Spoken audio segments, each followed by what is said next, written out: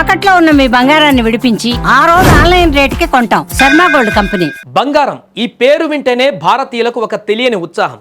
కానీ ఇప్పుడు కేవలం భారతీయులే కాదు, ప్రపంచమంతా పసిడి వేటలో పడింది. యుద్ధాల భయం, ఆర్థిక మాంద్యం నీడల మధ్య ప్రపంచవ్యాప్తంగా ఇన్వెస్టర్లు సురక్షితమైనటువంటి దారిని వెతుకుతున్నారు. దీంతో బంగారం డిమాండ్ మునుపెన్నడూ లేని స్థాయికి చేరుకుంది. 2024తో పోలిస్తే పెట్టుబడి రూపంలో బంగారం కొనుగోళ్లు దాదాపు రెట్టింపయ్యాయి. సామాన్యులే కాదు, పెద్ద పెద్ద దేశాల సెంట్రల్ బ్యాంకులు కూడా టన్నుల కొద్ది బంగారాన్ని ఇప్పుడు మూట కట్టుకుంటున్నాయి. వరల్డ్ గోల్డ్ కౌన్సిల్ ప్రకారం 2024లో ఇది 4961.9 టన్నులుగా ఉండగా 2025లో 5002 టన్నులకు పెరిగింది. పెట్టుబడుల రూపంలో బంగారానికి డిమాండ్ 2024లో 1185.4 టన్నులుగా ఉండగా 2025లో 2175.3 టన్నులకు పెరిగింది. ప్రపంచంలోని వివిధ కేంద్ర బ్యాంకులు గత సంవత్సరం 863 టన్నుల బంగారాన్ని కొనుగోలు చేశాయి. నేషనల్ బ్యాంక్ ఆఫ్ పోలాండ్ అత్యధికంగా 102 టన్నుల పసిడిని కొనుగోలు చేసింది. ప్రపంచమంతా బంగారం కొంటుంటే మన దేశంలో మాత్రం సీన్ రివర్స్ అయ్యింది.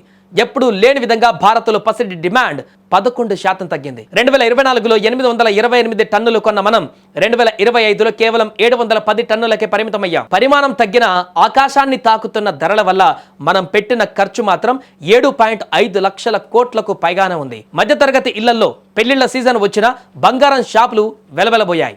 ఎందుకంటే నగల డిమాండ్ ఏకంగా 24% పడిపోయింది. ధరల సేగ తట్టుకోలేక సామాన్యులు నగలకు దూరంగా ఉంటున్నారు. కానీ మన రిజర్వ్ బ్యాంక్ RBI మాత్రం తన ఖజానాను నింపుకుంటూనే ఉంది. గత ఏడాది మరో 4 టన్నుల బంగారాన్ని RBI తన నిల్వలకు చేర్చుకుంది. 2026లో భారత్లో బంగారం డిమాండ్ 600 నుంచి 700 టన్నుల మధ్య ఉండవచ్చని WGC అంచనా వేసింది. అంతర్జాతీయ పరిస్థితులు మరియు ధరల ప్రభావమే దీనిని శాసించనున్నాయి. మరి 2026లో కూడా బంగారం ఇదే జోరు చూపిస్తుందా? సామాన్యులకు ధరలు అందుబాటులోకి వస్తాయా, లేక ఇన్వెస్టర్లకు మాత్రమే వరంగా మారుతుందా? మున్ముందు పసిడి పయనం ఎటువైపు వెళ్తుందో చూద్దాం.